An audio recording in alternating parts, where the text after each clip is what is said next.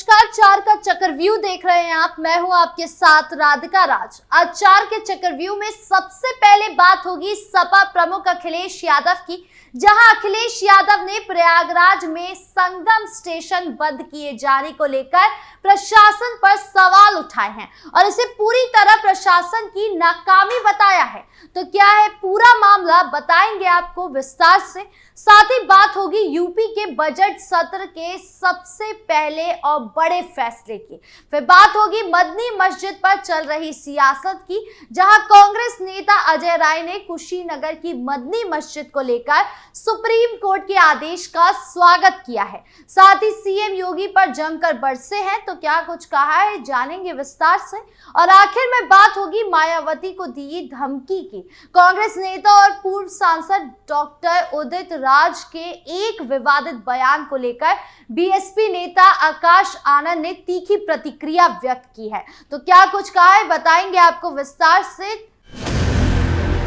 पहली खबर सपा प्रमुख अखिलेश यादव से जुड़ी है। दरअसल समाजवादी पार्टी के अध्यक्ष अखिलेश यादव ने महाकुंभ में प्रयागराज के संगम रेलवे स्टेशन बंद करने पर सवाल उठाए हैं। उन्होंने इसे पूरी तरह से सरकार की नाकामी बताया और कहा कि बीजेपी की सरकार आम जनता को दुख देकर अपने सुख ढूंढती है ताकि लोग अपने आप में उलझे रहे, कोई सरकार से सवाल ना करे। उन्होंने इसे पूरी तरह से प्रशासन की नाकामी बताया। सपा अध्यक्ष अखिलेश यादव लगातार महाकुंभ में व्यवस्थाओं को लेकर प्रदेश की योगी आदित्यनाथ सरकार को घेर रहे हैं। उन्होंने ट्रैफिक जाम से लेकर लोगों को कई किमी तक चलाने को लेकर भी सरकार को घेरा। सपा अध्यक्ष ने अपने सोशल मीडिया अकाउंट एक्स पर पोस्ट कर सरकार की व्यवस्थाओं पर सवाल उठाए और कहा कि महाकुंभ में संगम के सबसे पास स्थित दारागंज के प्रयागराज संगम रेलवे स्टेशन को बंद करके सरकार ने स्वीकार कर लिया कि वो असफल हो गई है। सरकार का काम प्रशासन, नियंत्रण और प्रबंधन करना होता है, ना कि बंदी या पाबंदी। जैसे नोटबंदी में जनता हैरान परेशान थी, वैसे ही स्टेशन बंदी से भी होगी। प्रभुत्ववादी भाजपा आम जनता के दुख में अपना सुख ढूंढती है, बाकी सरकारों में जनता के दुखों को कम करने का काम करती है, लेकिन भाजपा का ट्रबल इंजन बनकर ऐसे काम खुद करता है जिससे जनता के दुख दर्द बढ़े और जनता अपने ही उलझी रहे, जिससे भाजपा भ्रष्टाचार की ओर किसी का ध्यान ना जा पाए। आज भीड़ के डर से रेलवे स्टेशन बंद किया गया, कल को पुलिस स्टेशन भी बंद कर देंगे क्या? दरअसल प्रयागराज महाकुंभ में आने वाली भीड़ का सिलसिला कम होने का नाम नहीं ले रहा है। वीकेंड के बाद सोमवार को भी भारी भीड़ में श्रद्धालु संगम में डुबकी लगाने पहुंचे। ऐसे में भीड़ को कंट्रोल करना प्रशासन के लिए काफी मुश्किल हो रहा है। वहीं भीड़ को देखते हुए संगम रेलवे स्टेशन को भी महाकुंभ तक बंद कर दिया गया, जिसकी वजह से लोगों को काफी दिक्कतों का सामना करना पड़ रहा है। हालांकि सीएम योगी ने महाकुंभ को जहां धार्मिक आस्था से जोड़ा, तो वहीं इसका आर्थिक पहलू भी बताया गया। उन्होंने कहा कि महाकुंभ की वजह से प्रदेश की जीडीपी में 3.5 लाख करोड़ रुपए का मुनाफा हुआ है। साथ ही प्रशासन सिचुएशन को कंट्रोल करने की भी पूरी कोशिश कर रही है। ऐसे में देखना होगा कि सीएम योगी अखिलेश यादव के वार का क्या पलटवार करते हैं। बढ़ते अगली खबर की ओर, जो बजट सत्र से जुड़ी है। दरअसल उत्तर प्रदेश की 18वीं विधानसभा अपने गठन के बाद से लगातार नई पहल स्थापित कर रही है। इसी क्रम में एक बार फिर बजट सत्र से पूर्व विधानसभा में एक अनूठी पहल की गई है। अब विधानसभा की कार्यवाही हिंदी के साथ साथ अवधी, ब्रज, भोजपुरी, बुंदेली और अंग्रेजी भाषाओं में भी सुनी जा सकेगी। देश की किसी भी विधानसभा में अपनी तरह का ये पहला प्रयोग है, जिसका उद्देश्य प्रदेश के आम नागरिकों, विशेषकर ग्रामीण अंचल के लोगों को लोकतांत्रिक प्रक्रिया से और अधिक जोड़ना है। विधानसभा अध्यक्ष सतीश महाना ने इसे ऐतिहासिक पहल पर कहा कि उत्तर प्रदेश एक विशाल और विविधता से भरा राज्य है, जहां अलग अलग क्षेत्रों की अपनी विशिष्ट बोलियां और भाषाएं हैं।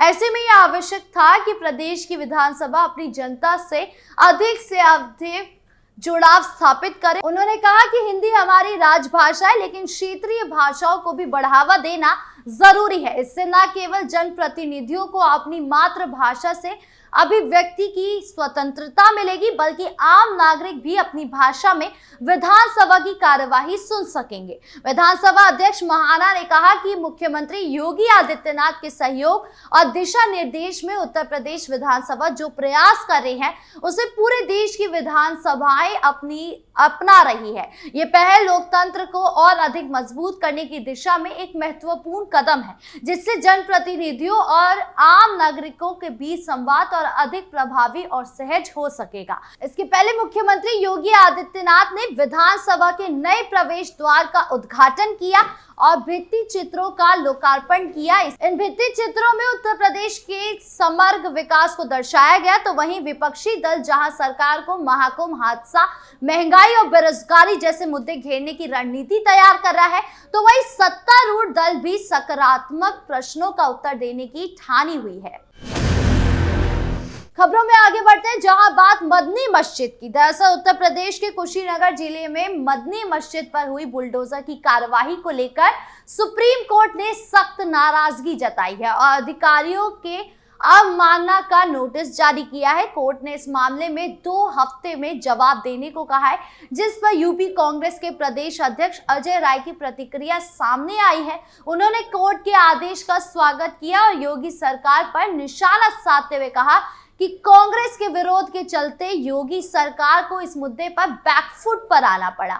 अजय राय ने इस मुद्दे पर वीडियो जारी कर बयान दिया। उन्होंने कहा कि सर्वोच्च न्यायालय के आदेश के विरुद्ध इस सरकार ने कुशीनगर की मदनी मस्जिद को तोड़ा। हम सब ने इस मस्जिद के तोड़े जाने का कड़ा प्रतिरोध किया था, जिसकी वजह से योगी सरकार को बैकफुट पर आना पड़ा। अजय राय ने कहा कि सर्वोच्च न्यायालय में एक आदेश पूरी सरकार को दिया गया, जो कुशीनगर में मदनी मस्जिद को तोड़ा गया, उसके संदर्भ में जो आदेश पारित हुआ, जिसमें सीधे सीधे योगी सरकार को दोषी माना गया। बिना कोर्ट के आदेश के उस मस्जिद के हिस्से को तोड़ा गया और बिना सूचना के उसे तोड़ा गया। कांग्रेस नेता ने कहा कि अभी कुछ दिन पहले सर्वोच्च न्यायालय ने जो आदेश दिया था, बिना कोर्ट के आदेश के कोई भी इमारत तोड़ी नहीं जाएगी, ना किसी का घर तोड़ा जाएगा, ना किसी का स्थान पर बुलडोजर चलेगा। उसके बाद भी यूपी सरकार ने उस पवित्र स्थान को तोड़ने का काम किया है। मैं समझता हूं कि यह अनुसूचित कार्य किया गया है। हम सब उस जगह गए थे और उसका कड़ा प्रतिरोध किया था। उस प्रतिरोध के प्रतीक स्वरूप पूरी सरकार और प्रशासन बैकफुट पर खड़ा है। उन्होंने इस संबंध में कोर्ट से पूरे मामले पर कठोर से कठोर कार्यवाही करने की अपील की, ताकि ये उत्तर प्रदेश सरकार के लिए नजीर बने और दोबारा इस तरह की कार्यवाही ना हो सके। बता दें कि कांग्रेस पार्टी की ओर से मदनी मस्जिद पर हुई बुलडोजर की कार्यवाही का विरोध किया गया, जिसके बाद उन्होंने इस संबंध में राज्यपाल आनंदीबेन पटेल को भी चिट्ठी लिखकर राज्य सरकार की कार्यवाही पर सवाल खड़े किए। उन्होंने कहा कि इससे प्रदेश का सांप्रदायिक सौहार्द खराब होगा। अब ऐसे में देखना होगा मस्जिद का मामला अब क्या रुख लेता है। खबरों के अंत में अब बात मायावती की। कांग्रेस नेता और पूर्व सांसद डॉक्टर उदित राज के एक विवादित बयान को लेकर उत्तर प्रदेश का सियासी पारा हाई हो गया। इसके बाद बहुजन समाज पार्टी के नेताओं ने डॉक्टर उदित राज पर पूर्व मुख्यमंत्री मायावती को जान से मारने की धमकी देने का आरोप लगाते हुए उत्तर प्रदेश पुलिस से कार्यवाही की मांग की है। पूर्व सांसद डॉक्टर उदित राज पर निशाना साधते हुए बीएसपी प्रमुख मायावती के भतीजे आकाश आनंद भड़क गए। आकाश आनंद ने सोशल मीडिया प्लेटफॉर्म पर पोस्ट कर एक संदेश में उत्तर प्रदेश पुलिस को 24 घंटे के अल्टीमेटम देते हुए डॉक्टर उदित राज की गिरफ्तारी की मांग की है।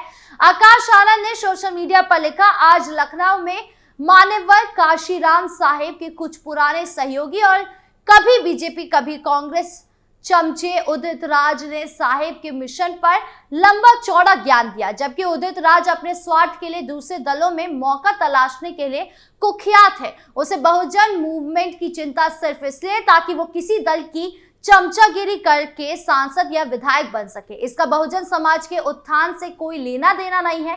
यूपी की पूर्व मुख्यमंत्री मायावती के भतीजे आकाश आनंद ने आगे लिखा, मैं बहुजन मिशन का युवा सिपाही हूं, लेकिन बाबा साहेब और मान्यवर साहेब के मिशन को इससे ज्यादा समझता हूं। उन्होंने डॉक्टर उदित राज पर आरोप लगाते हुए कहा, आज इसकी भाषा में जिस तरह की धमकी है वो बहुजन मिशन के करोड़ों सिपाहियों को कतई बर्दाश्त नहीं है। बीएसपी नेता आकाश आनंद के पूर्व सांसद उदित राज पर गंभीर आरोप लगाते हुए उन्हें स्वार्थ में मान्यवर साहेब के मिशन को भूलकर ये चमचा आज देश के करोड़ों दलित, शोषित, वंचित गरीबों को राजनीतिक ताकत के साथ सामाजिक और आर्थिक मुक्ति दिलाने वाली हमारी परम पूज्य मायावती को गला घोटने की धमकी दे रहा है। आपके इस मामले पर क्या राय है, कमेंट बॉक्स में जरूर बताएं। 4 के चक्रव्यूह में आज खबरों का सिलसिला यहीं खत्म करते हैं। कल फिर मिलेंगे आपसे नई खबरों के साथ। वीडियो अच्छी लगी हो तो लाइक शेयर करें, चैनल को सब्सक्राइब करना ना भूलें और देश की तमाम बड़ी खबरों से जुड़े रहने के लिए देखिए कैपिटल टीवी उत्तर प्रदेश। नमस्कार।